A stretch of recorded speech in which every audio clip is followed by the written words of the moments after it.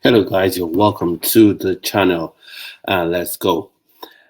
So apparently Chelsea has signed a new left back, so he can double up as a centre back or a central midfielder. So this is, in my opinion, since missing out on Calafiori, probably to Arsenal. So the board have decided to go for Renato Veiga, the Basel left back. That was, I think, it was signed as a replacement for Calafiori, and it's for £11. I think so, 40 million euros, so £11. So my take on this sort of moves, while they're good, the same as the smart money, same as the smart buy, you're not spending that much relatively in football in terms, because in normal life, balance or everyday life, 11 million is a lot of money.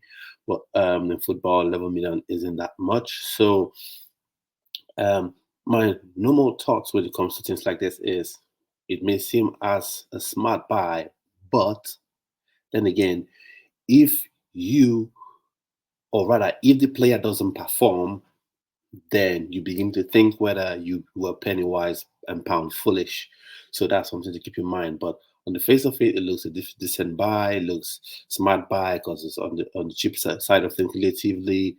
And I wouldn't say I'm such an expert on the player, but at least I've seen a couple of YouTube videos. I raised my hand up to say that's what I've seen, and he's looked decent in the compilations, but fair warning, we all know when it comes to players, video compilations on YouTube, it's always the best bits, always the best bits of the player that don't show you really the negative aspects of their game, or sometimes they show a very good play, but they don't show the sort of outcome or the final ball. Make sure the player take on two or three players or slide the ball, but they never show you what happens afterwards. But that being said, he looks decent so far, and I think he's 21 years old.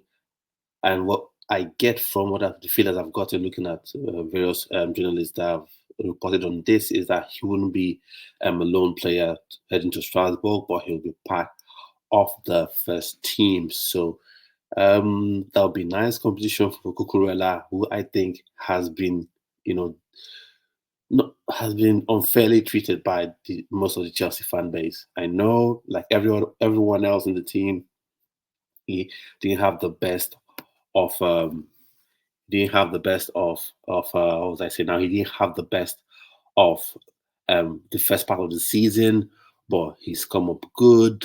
He came up good rather towards the latter part of the season and showed a bit more mettle, showed a bit more fight, especially when Pochettino decided to use him as an inverted left back. He really shone that role and he's been playing excellently well at the Euros for Spain. So for me, I think that I think he's been amazing so far, and he can also. I don't think this Renato Vega guy would automatically take his place or is an automatic starter over Cucurella. But it's nice to have him, so you have a healthy competition, and whoever wins out, wins the left back spot, wins the left back spot. Preseason, preseason training, and preseason itself. Let's see how that goes. I'd like to know your thoughts and comments on this player, Renato Vega. Do you think Chelsea should have persisted, um, in the pursuit for Calafiori? I know the price for Calafiori is about 50 million euros, so that's about 40 odd million pounds. So what do you think? And seeing the salary that was offered by Arsenal, I don't think it was that high.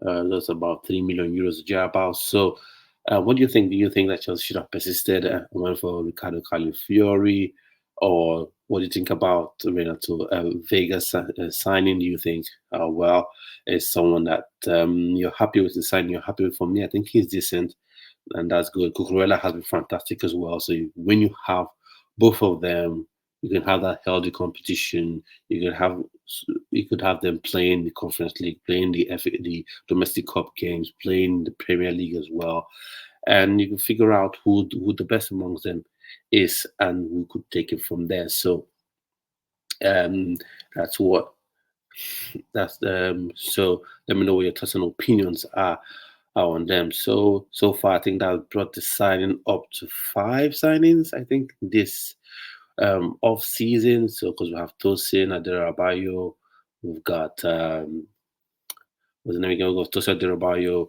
we've got mm, no, I'm not going to blank on this. We've got Tosin Aderabayo, we've got Gui or Gu from Barcelona, and a young player, still has to prove himself and all that. We've got Estevao William who will be joining the season. So he'll be joining next year. Kenny Pies as well. We know that has been signed for quite some time. So I think it brings it up to a healthy number.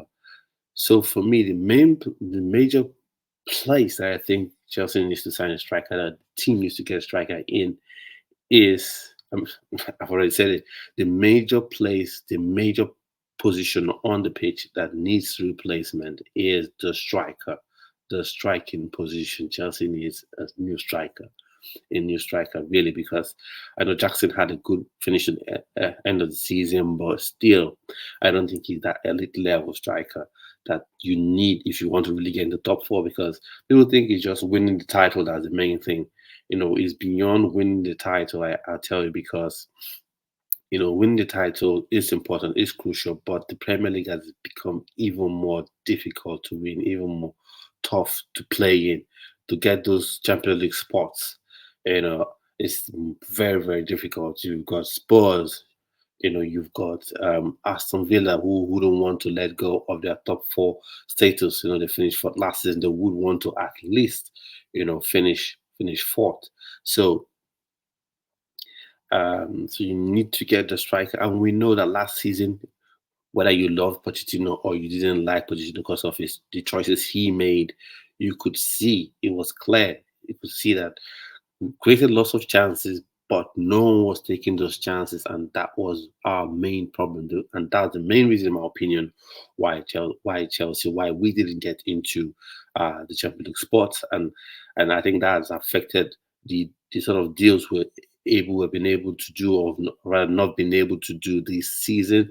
And fingers crossed, hopefully, striking position we're able to get.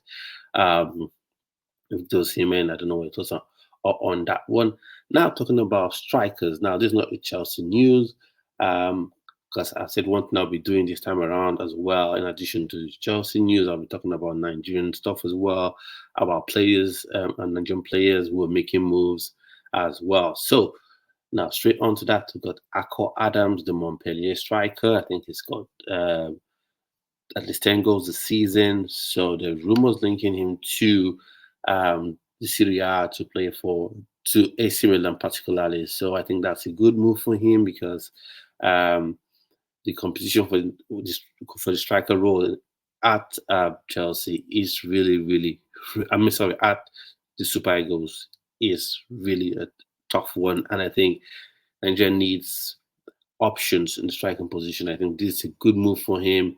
He's shown that he could score, on one of the top five European leagues, and now hopefully this goal transcends a rumor and is actually signed by AC Milan. Let's see how that goes. I just saw this news on some Twitter account, and I decided to talk about it because I think he'll be a good move, because he's strong, he's powerful, he can run the channels, can hold up players well. I think he'll be a good signing for AC Milan and a good replacement for Olivier Giroud, because I think that's the sort of strikers that like to get strikers that can hold the ball up and let the other attacking players, come up the pitch and then play off them. So I think that'll be a very good signing for the Italian team. So right now we're done for today's video. Come to the end of it. So let me know your thoughts and opinions in the comment section below, and don't forget to follow